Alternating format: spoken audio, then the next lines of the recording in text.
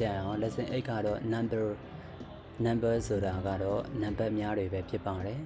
1 2 3 4 5 6 7 8 9 10ဒါကတော့ဟိုပါပေါ့နော်စာပေါ့နော်1 2 3 4 5 6 7 8 9 10ဒါတော့ရပြီတာဖြစ်ပါတယ်စာလေးတွားကြည့်အောင် how many eggs are in the basket ဒီတောင်းထဲမှာကြက်ဥတွေဘယ်လောက်များရှိပါတယ်လဲဗျာdata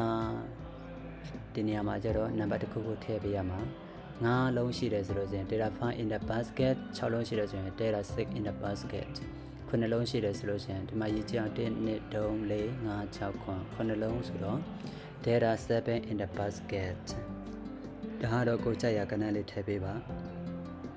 how many students are in this class ဒီအတန်းထဲမှာကျောင်းသားဘယ်နှစ်ယောက်ရှိပါသလဲဗျာ Sad we are 10 in the class အတန်းထဲမှာ10ယောက်ရှိပါတယ်15ယောက်ရှိပါတယ်ဆိုရင် we are 15 in the class ဒါမျိုးလေးထည့်လို့ရပါတယ်ဗျာကဲ how many people are in the hall ဒီ hall ခန်းထဲမှာလူဘယ်နှစ်ယောက်ရှိပါသလဲ I don't know exactly ဒီတော့တိတိကျကျတော့မသိပါဘူးဗျာ there may be 10 or more people in the hall အဲ့ဒီ hall ခန်းထဲမှာ10ယောက်ဟောဒါမှမဟုတ်10ယောက်တဲ့ပို့ခြင်းလည်းပို့နိုင်ပါတယ်ဗျာဒီနေရာမှာနံပါတ်30တို့နံပါတ်12တို့ကြိုက်တဲ့ကဏ္ဍလေးထည့်ပေးလို့ရပါတယ် okay ကောင်းပါပြီ thank you အိန္ဒကကျေးဇူးတင်ပါတယ်ဒါကတော့ lesson 8နံပါတ်ရဲ့အကြောင်းပဲ